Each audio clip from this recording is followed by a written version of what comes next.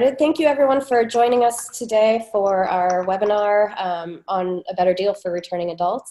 As many of you probably know, CCA has launched a new game changer called A Better Deal for Returning Adults, really aimed at helping states, institutions, and other groups get to the population of non-traditional students and returning adults that are really going to be necessary to meet attainment goals. So states throughout our alliance have really realized that meeting attainment goals is only going to happen by reaching out and really better serving older and non-traditional students. Institutions at the same time are facing flattening enrollments, and in many states, institutions are seeing the high school pipeline shrinking over the next decade or two. So again, even from an institutional vantage point, keeping those enrollments up and generating an additional student base requires not just reaching out to returning adults, but serving them better. The CCA approach to this work is really a two-step process. So while re-engagement efforts is what we're going to focus on today, I did want to make the point that the way that CCA is strongly encouraging states and institutions to go about this work is to really start with step one, which is the institutional changes, the structural systemic changes that make higher education more manageable and a better deal for returning adults. So putting those three key things in place first, a redesigned schedule, embedding credit for competency or prior learning assessment, and then having a coach available. Those three things really should be step one in this work. A few months back, we did a webinar specifically focused around those interventions that is recorded and available on the CCA web platform if you'd like to review that if you weren't able to attend.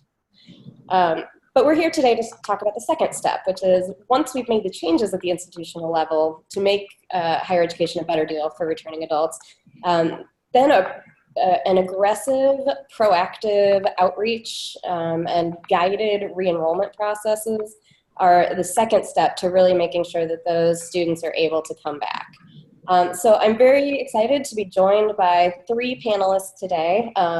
With Tracy Robinson, who is the Director of Innovative Academic Initiatives at the University of Memphis. We have Michelle Horton, who is the Director of Complete Florida, which is a state-funded, institutional housed outside group that works to bring returning adults back. And then we have Liz Walker, who is a Planning and Program Director for the Indiana Commission for Higher Education.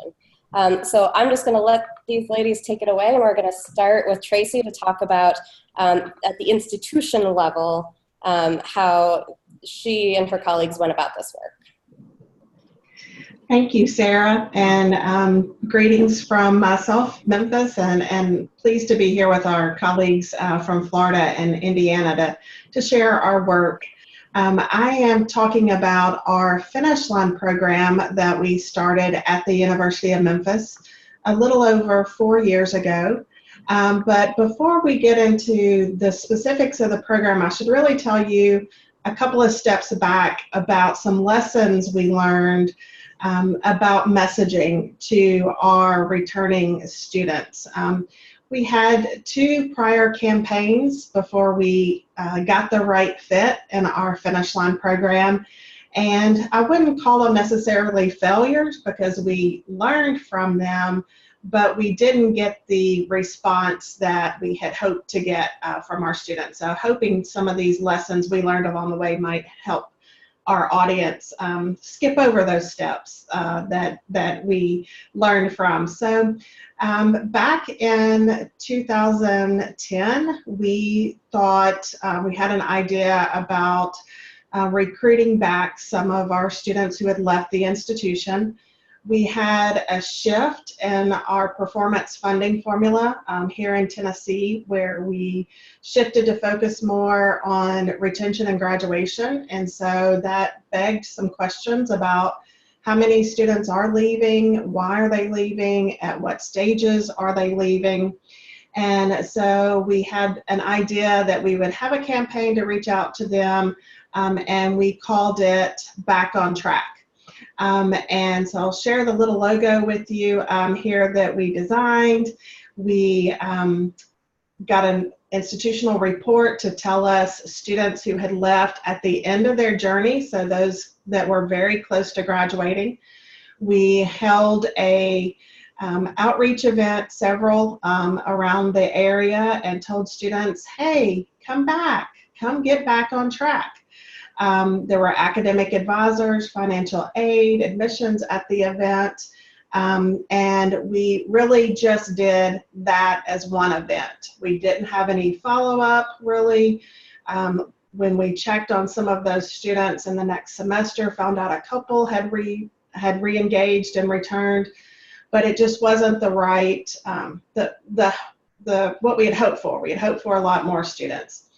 And so the next year we decided, okay, well, we didn't give them all the information we needed to. We didn't give them the full message of why they should come back.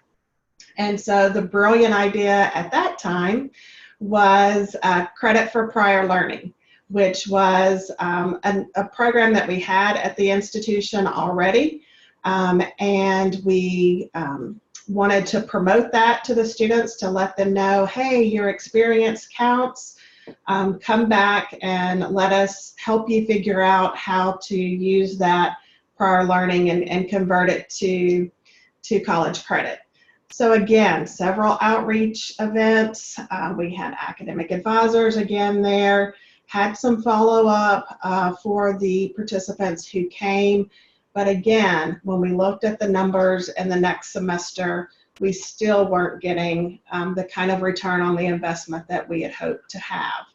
And in a follow-up meeting with people and offices who attended and participated in that event, we learned, one of our financial aid friends said, well, they're not coming back because there's not enough money for them.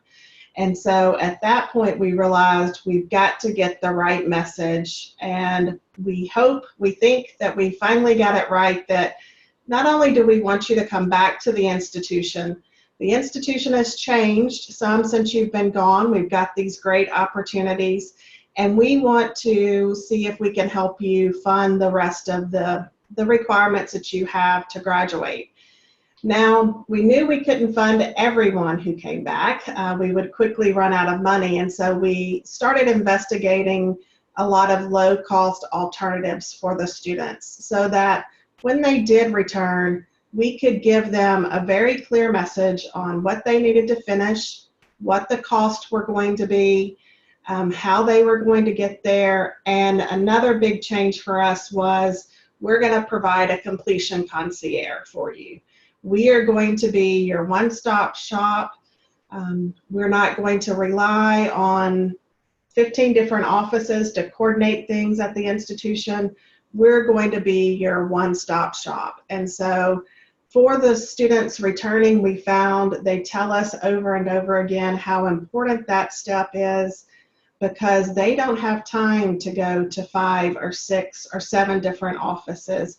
They're not sure who does what. And so our now program is called Finish Line. That's what we ended up with as the right message, we hope.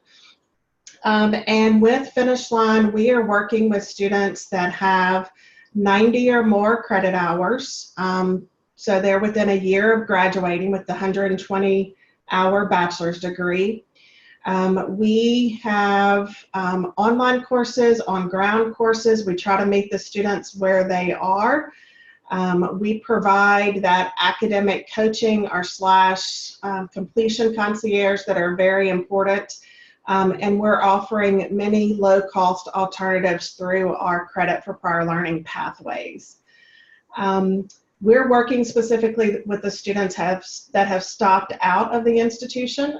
So we are able to get a list from our institutional research office to tell us those students that have left the institution and that meet our criteria. We also set up a website so that students could refer themselves. Very often our best advocates are our graduates who tell their cousins, their friends, their ex-husbands their friends at work about our program. And so to date, since we started the program, we have graduated 493 students. You'll see a little bit about our average age, 36. Grade point average is 2.6. Surprisingly, only 11 credit hours are needed to graduate. And because of our low-cost alternatives, we've been able to keep our average cost of completion down to about $1,800. That's as compared to almost $5,000 in our regular tuition rates. So even though we started out trying to reach out to students on the basis of offering them a scholarship, and now only about a third of our students are receiving our scholarship, through these low-cost alternatives, it's almost like they're getting a scholarship at those discounted rates. So we have about 350 students in progress now. I have 3 advisors or completion coaches that work with them. We have a great partner here in Memphis, Graduate Memphis, which is part of the Graduate Network, where we receive a lot of referrals. And we participate in community events and corporate partnerships so that we can let students know we're here. We do want them to come back, and it's a different institution than when they left. Thanks for letting us share, Sarah. Absolutely. Thank you so much. So that was sort of the institutional perspective. We're going to switch over to Michelle Horton to talk about what this looks like when you're sitting at an outside organization helping students with this work. Oh, we got you muted, Michelle. Thank you. Again, my name is Michelle Horton. I'm the director of Complete Florida, and I want to tell you a little bit about the state-funded initiative to help the 2.8 million Floridians with some college credit and no degree return to college to finish what they started. So in 2013, the state legislature funded this initiative to help increase degree attainment among returning adult learner college students. And the University of West Florida's Innovation Institute was selected to host and design a program to provide this particular support. And we started out with doing some research on the adult learner, the person who stopped out, and really investigated what their challenges were, why did they stop, what was preventing them to come back. So we did that for about a year. We worked with the Business Innovation Factory and developed a study on these adult learners. And from that, we realized that they needed a concierge-based coaching service to really address what they've already done and what that means to completing a degree today. So we started with developing the coaching model and working with 14 partner schools throughout the state of Florida. One thing that we found was very important was accessibility. Many of the people that we spoke with were working and raising their families, so commuting and attending class was a challenge for them. So the programs that we offer through the 14 partner institutions throughout the state of Florida are fully online from start to finish. We work with 5 state colleges, 5 state universities, and 4 private institutions that offer this programming in 5 different industry clusters, from healthcare to education, IT, business, and general degree completion. So working with the student starts with establishing a coaching session and establishing that starting point to help identify what the goals of the particular student are. Many of our students are saying, I just want to finish what I started. I was able to complete several credits, but life got in the way and I had to stop. So I want to get to the finish line as quickly as possible, because what I'm finding is that when I go to apply for other jobs, although I may have the professional experience, the fact that I can't check the box on a bachelor's degree is really holding me up.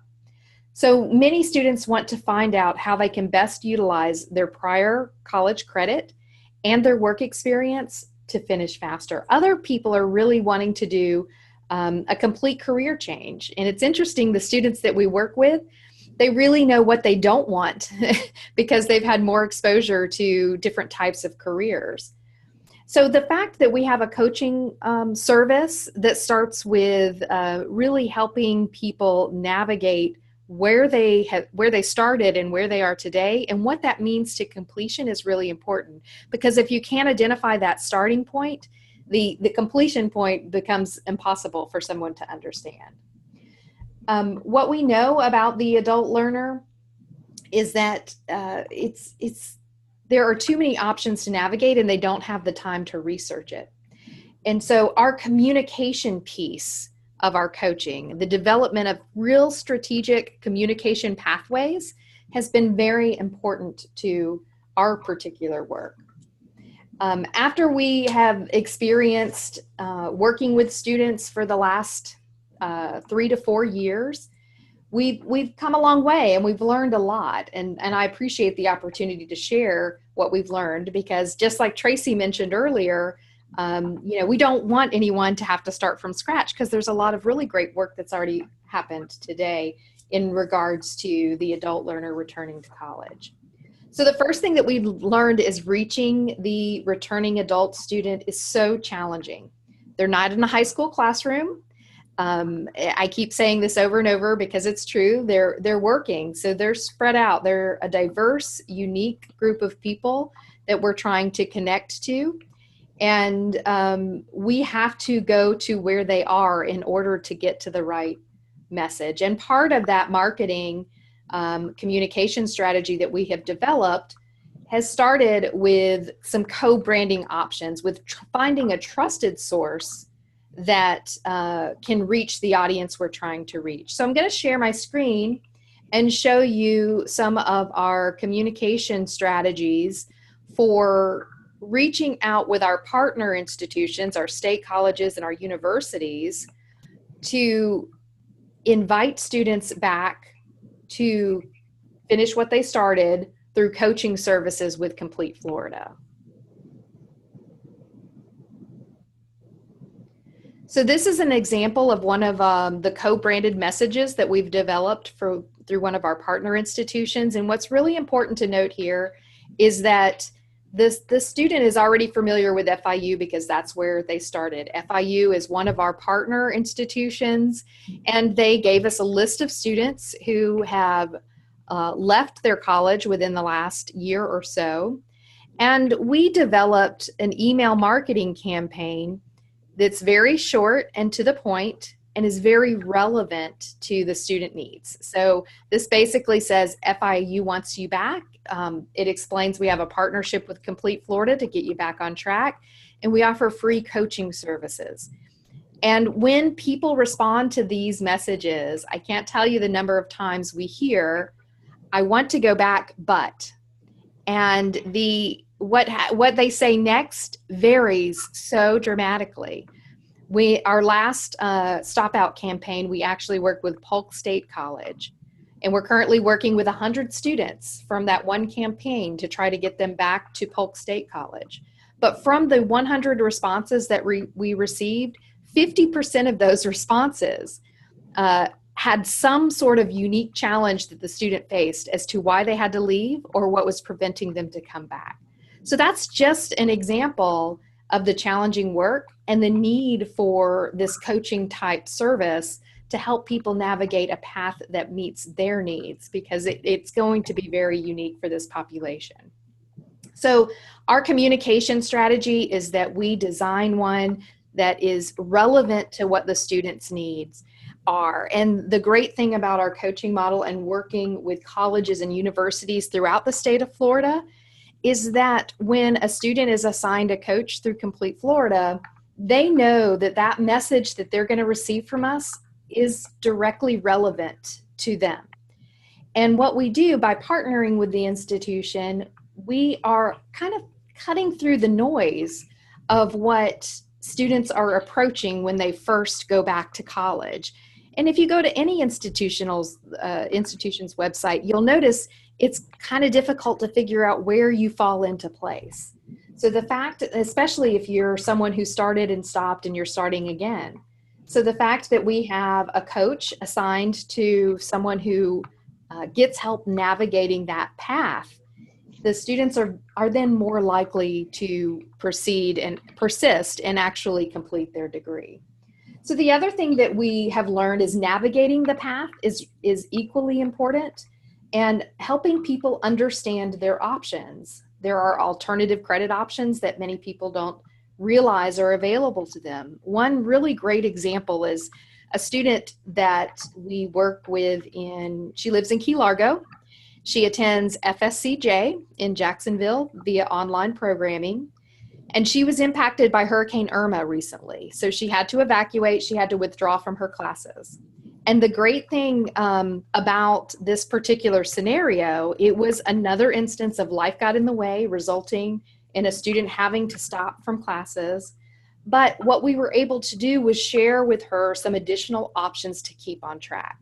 So once she withdrew from those classes, we shared, well, you can take alternative credit exams like CLEP and Dante's, so that you can stay on track. And what we learned from this particular student is she ended up taking 3 exams that helped her keep on track, and she recently graduated. So that's another thing that we're realizing, is that life is going to continue to get in the way, but how we help people approach their path to completion is really key, and understand their options rather than just letting them withdraw from a class and expecting them to show back up. Communicating and communication pathways that are directly relevant to the student are so important. And lastly, what we've learned are creating those strong networks throughout either your institution or the entire state. We have been very pleased to work with Complete College America and get a better perspective on the national level of support and best practices for returning adult students. And we also work closely with a statewide organization called the Florida College Access Network that connects us with communities of support within the entire state.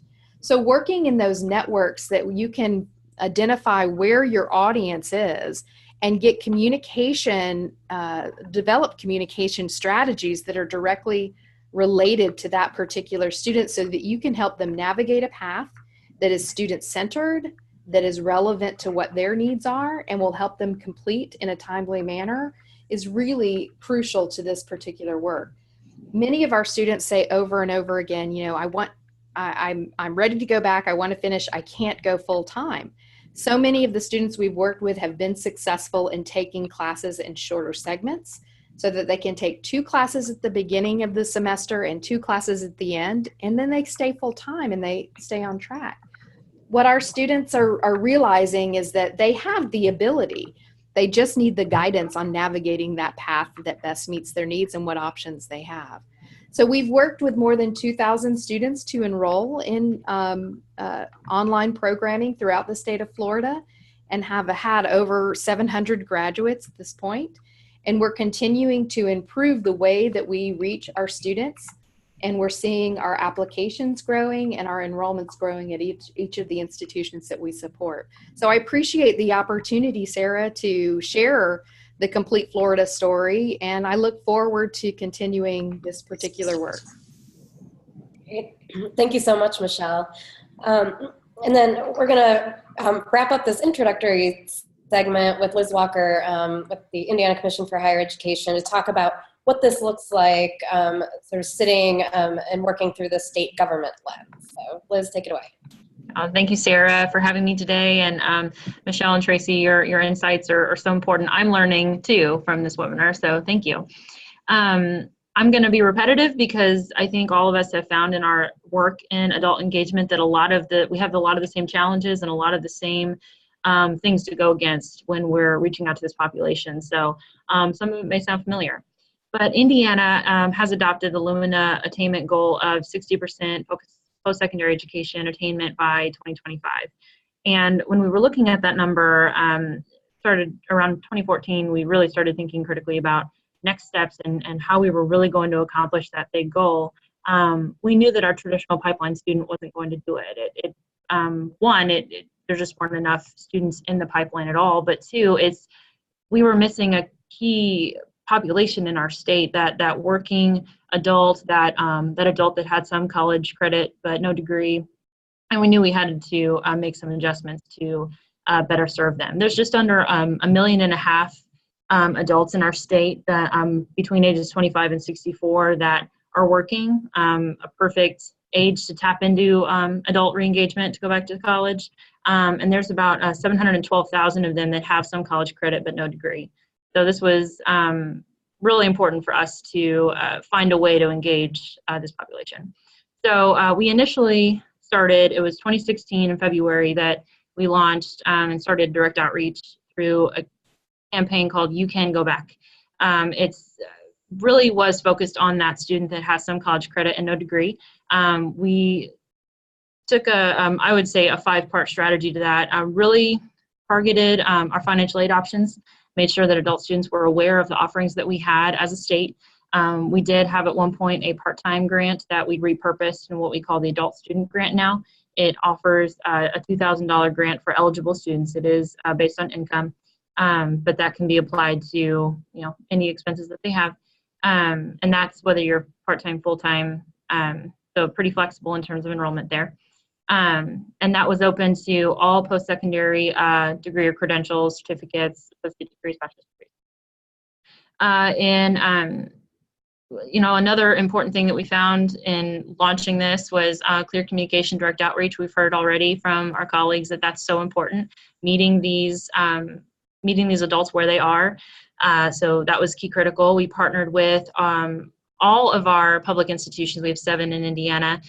They were actually required by legislation to do some sort of adult outreach, either partner with the commission, and we would do that on their behalf, or they would need to do it on their own. And 5 of our 7, we were happy to have 5 of our 7 partner with us, and they provided us with student record data.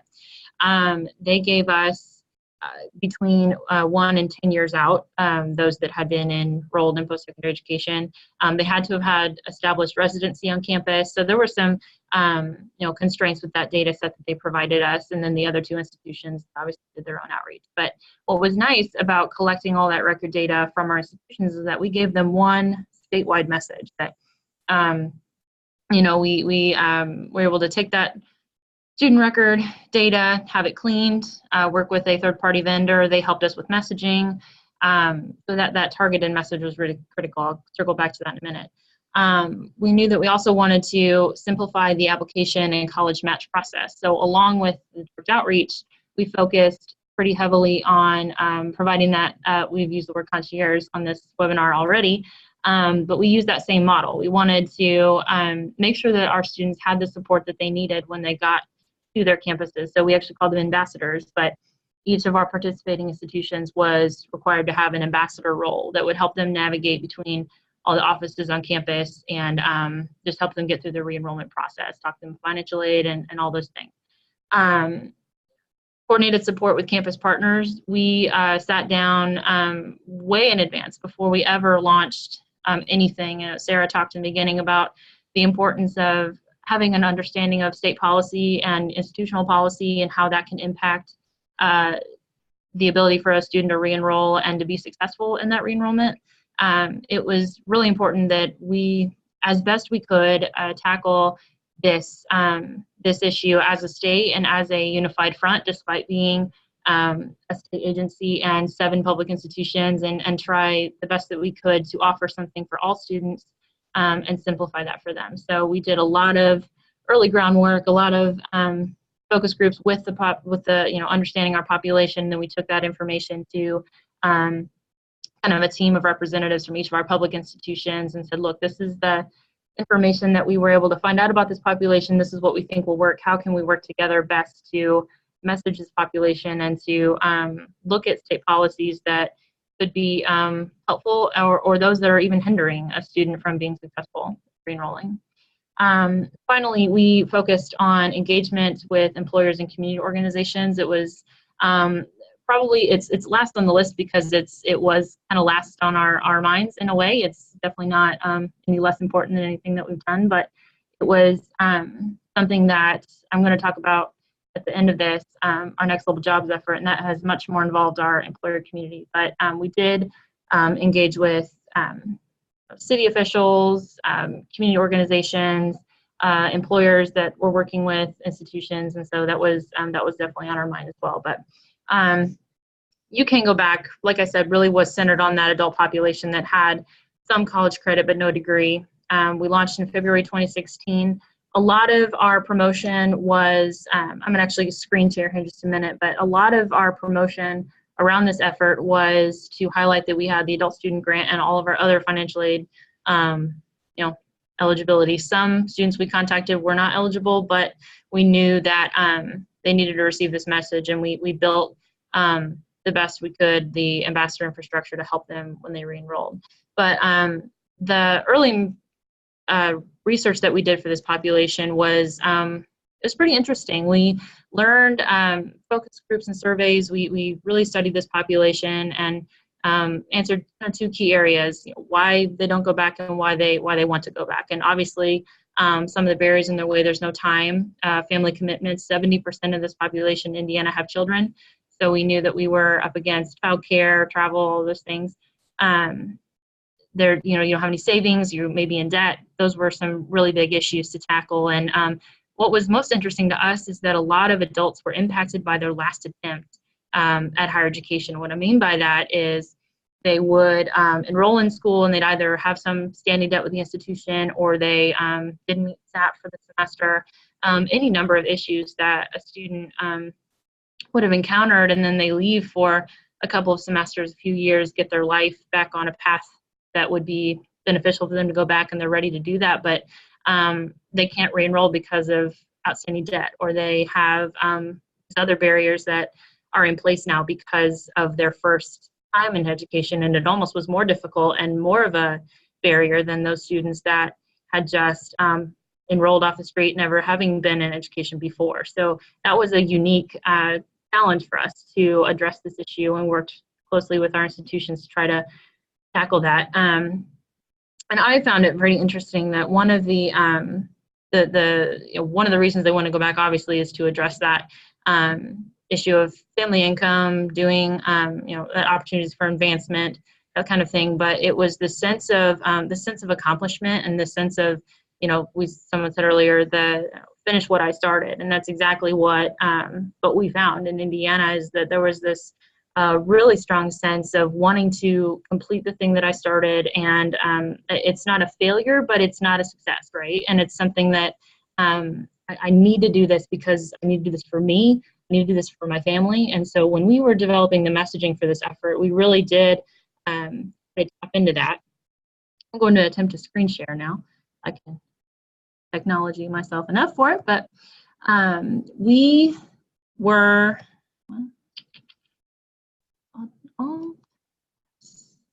there we go.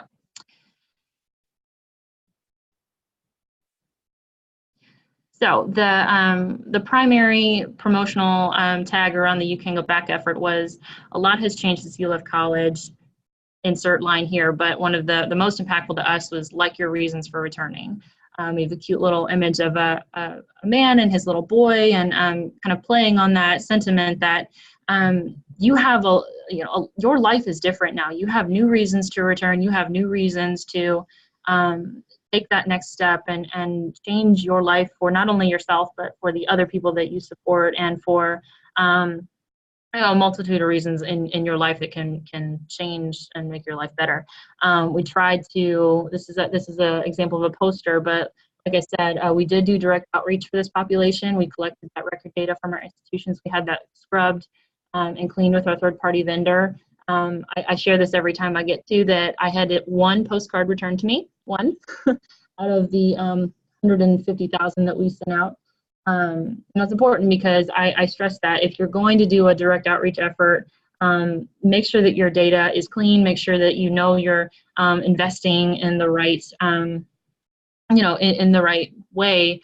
It was really good and reassuring to us to know that our postcards were going to be delivered to the people that needed to see them. So that was important. But anyway, so that's an example of the outreach or materials that we use, so that just in postcard form. Those efforts have, obviously we launched in 2016. We have seen some really good success from that. Just over 13,000 students have re-enrolled starting in that summer through now, which is fantastic.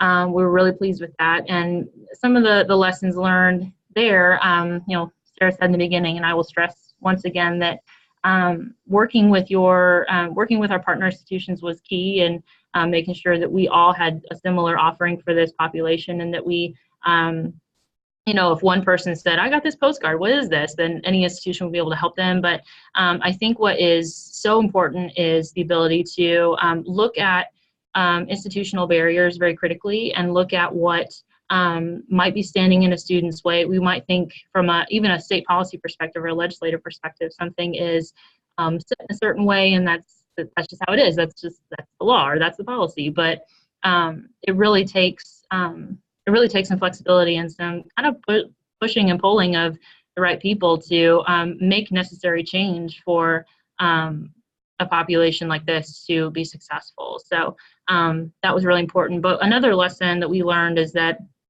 while and very important for our adult population to go back to school, a lot of our efforts were for associate degrees, bachelor's degrees, and we were coming up against issues of, well, I really just need a short-term certificate. I really just need something really quick. And while we have programs that support that, it made us think really carefully about how we were talking about this and how it was aligning to our state and our economy. And so we have, since then, we launched what we're calling the Next Level Jobs campaign. I will say publicly that I wish there were not two names, because it makes things challenging for students. So if you're going to do a 2.0 of an adult effort, I would keep it the same name. But we are supporting our governor in that. So we launched Next Level Jobs in August of 2017, and it was really great. It focuses on really two efforts. The employer training grant, which is the Department of Workforce Development. It offers a stipend for employers to employ new employees, and for their persistence, it awards the employer. For where it pertains to us is it also has the Workforce Ready Grant, which is a full tuition and mandatory fees and select consumables for eligible programs in 5 high-demand sectors. So we're talking in manufacturing, business and IT, healthcare, all those things. And they have to be eligible programs and eligible providers. Right now, we are looking at just our community college, Ivy Tech, and Vincennes University, our other 2-year school. They're the only providers that offer eligible programs for this program, but it's not quite free community college, but it is the closest that we can get to that. If you are a graduate, and it's expanded this past legislative session to include all those fresh out of high school even. You don't have to be an adult necessarily to take advantage. As long as you're over 18, you can receive this grant. But so now we can say that Indiana does have something for everyone, that if they need to go back and get a certificate, you can get it for free in one of these high demand fields, and it's not tied to income. So I think tacking on that addition to Indiana's adult engagement portfolio is really important, that we've kind of tapped into this. Not so much the college credit. I had some college credit, or I went to college at some point, I want to finish, but also that population that never went to college at all. And so between both efforts, we're really trying to tackle both of those issues. And between you can go back at Next Level Jobs, we've had just over 15,000 students re-enroll. So about over 2,000 of those are from Next Level Jobs, and that just launched in the fall. So we're really pleased with that. And we're hoping to continue to monitor success and learn from, key takeaways and other states as we continue to move forward with this. So thanks, Sarah. Great, thank you so much, Liz. We're gonna open it up for questions in just a few minutes. So you can either use the chat function in the webinar or the Q&A, or I think if you raise your hand, I can allow you to, I can unmute you on my end so that you can ask your question if you'd like to do it that way. So 3 different options there, but I'm gonna ask all the panelists to unmute for a minute, and I'm gonna ask the first question, which is, and feel free to talk about this for a bit, but what are you hearing from the students that are coming back or that choose not to come back. How is this campaign playing out for those students in their lives? I can start. We are the most significant thing that we are hearing from students is, I want to go back. I just don't know where to begin. And so what we found is that offering people that first guidance, that first navigating point of where to begin, that starts with really looking at their transcripts and assessing what they've done. What is their past college credit? What type of work experience do they have? And what type of options do they have from multiple partner institutions or colleges and universities that will best meet the needs of the students in regards to taking what they have and establishing a clear starting point and being able to begin where the student is. So we really have found that students are saying that they don't know where to begin, and we're helping with that. But then once they get in, it's so exciting to see the resiliency of the adult learner. They have life experience, and I think they're surprised in themselves at their ability to be very successful. But many of our students say, well, I have experience managing my life, and this is just one more thing, and there is time to do it. And but what has been the most helpful for students is when they have the flexibility of taking courses online, because they can manage that in their everyday life, and taking courses at a faster rate of pace, along with taking alternative credit options that just help them finish faster. We've heard similar things from our students at the University of Memphis as well. And one other point I would add is that once they decide they're ready to go back, they want to do something quickly. They don't want to wait a long time for a traditional semester to start in August or January or even a summer term. And so we were very thoughtful and strategic in some of the credit for prior learning pathways that we chose so that students would have something to do immediately. And you know, some of them, as was mentioned before, didn't leave on the best of terms from their last semester, and it wasn't necessarily because of their ability to perform. It was just that life got in the way. And so having something that they can jump into quickly and have a success in that then sets them up to, oh my gosh, I can really do this, and you're really going to help me do it, and oh my gosh, we can like conquer the world. I mean, they're so excited to have for someone to show them a path. And so that would be the other thing I would add is get something they can do quickly and have a success. That's going to help build their momentum. Definitely.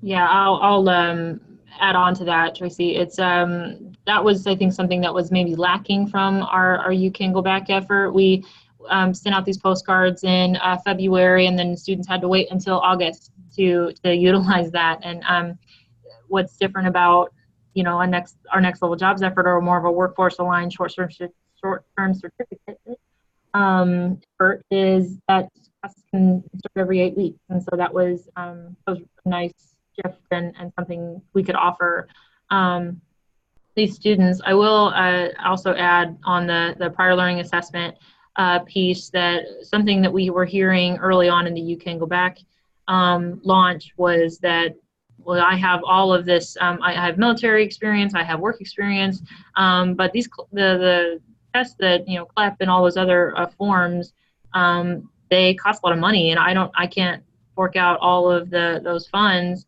So it's almost better for me to just take the class again because I can get financial aid for that. And so what Indiana did to address that issue is last legislative session, we allowed, now we allow financial aid to be used on prior learning assessment. So a student can take, I'm not exactly certain how the billing works, but as long as the institution knows that they are taking those tests and they have financial aid available, then it'll be covered by that. So that was a direct response to what we were hearing from our You Can Go Back population, that look, that's an issue and that's something we can easily do. That's let's change that. So we did the next legislative session. I'm going to add a shameless plug here that is that policy Liz just described at the state level is one of the model policies that we are championing for returning adults in our policy guide called New Rules. So there's a 2.0 version of New Rules that includes a section for a better deal for returning adults, and drawing from some of the policy moves Indiana and other states have made, we've been able to look at that. So if you're specifically interested in both state and institutional policy related to this population, I would point you to that resource, which you can find on the CCA web platform. Looks like we have a question for Tracy. So what kind of communication outreach, texting, email do counselors do, and what are the adult students most responsive to? Great question. And honestly, one of our most challenging areas of work is getting in touch with the students. We try everything. We start with an email address or email message that goes to the student. We follow that up with actual physical mail and an actual snail mail letter that follows that up, and then we start with phone campaigns. And we are just now sort of venturing into some texting campaigns that we're working on a program with a partner vendor. Once we do get in touch with the student and they start the dialogue, we ask them what their preferred method of communication is and what are the best times to reach them, so that our completion concierge always has that information, and when they're trying to get in touch with them, they follow those rules that the student has kind of set out to begin with. And it kind of differs by our age groups. You know, we find generally if we can get someone on the phone, we can have a much better dialogue and conversation and get them into the program quicker. But we've had some who said, you know, I got that email a few weeks ago, but I really wasn't sure if it was for real, or did you really notice I was gone? So I guess the long answer is multiple ways of communication is what it's taken for us.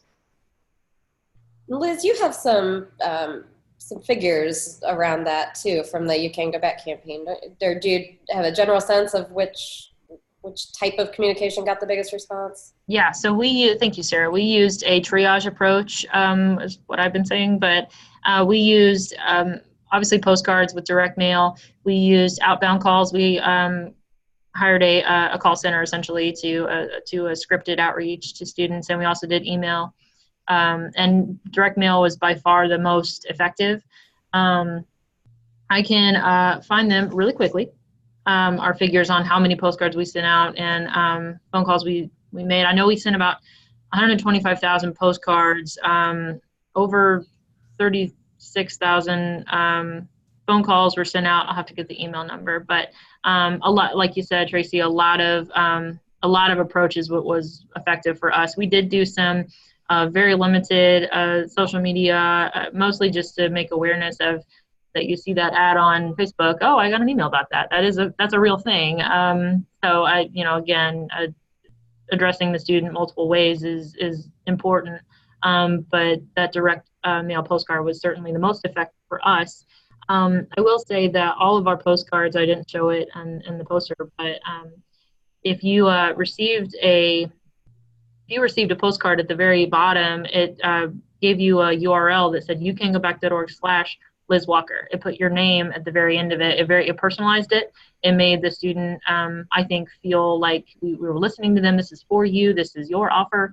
So that I think that helped with, drive up the response rate for direct mail. All right, I'm going to open it up for questions. Anyone else who's attending who has a question, or panelists, if you have questions of each other that you'd like to ask. We've got about 10 minutes left in the webinar, so go ahead and use the Q&A box or the chat function if you have any additional questions you'd like to have asked.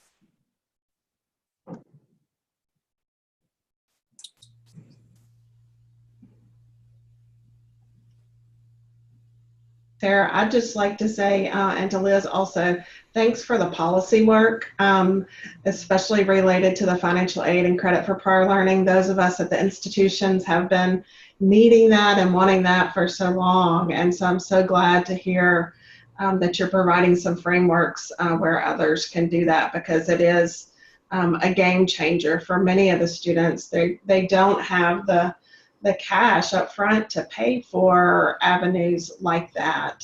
We're an institution where 80% of our students are getting some sort of financial aid. And so having that as an option, financial aid option, is so exciting. Just wanted to say thanks for that. If I could just add to that, I don't have a ton of examples, but some employers in our state, I know I briefly touched on how we worked with employers, but a really good option, at least for our institutions, was to have a direct partnership with Ivy Tech local to a certain area, works directly with employer, large employer, and a lot of tuition, either deferment or the employer auto pays tuition so that student doesn't have to upfront those funds.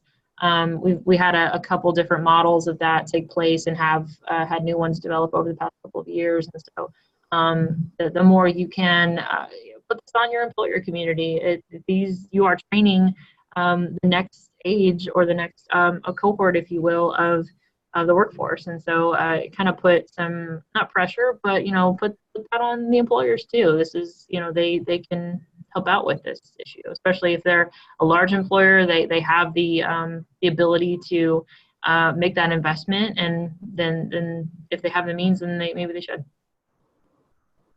I think it's important too to give people the tools on how to communicate the resources. So in the example of the employer, we've met with many of employers, and everyone is definitely on board with helping their employees go back to college and finding those right resources. But we took it a step further and developed a toolkit for employers that includes information about our free coaching services through Complete Florida. It includes email content or newsletter content about the value of returning to college to complete your degree and the opportunities available. So what we're finding is that when we make it easier, not only for the student, but for the people who have access or that outreach to the student, then we're more likely to communicate the right message and help more people. That's a great point. Well, I don't believe we have any questions from participants. We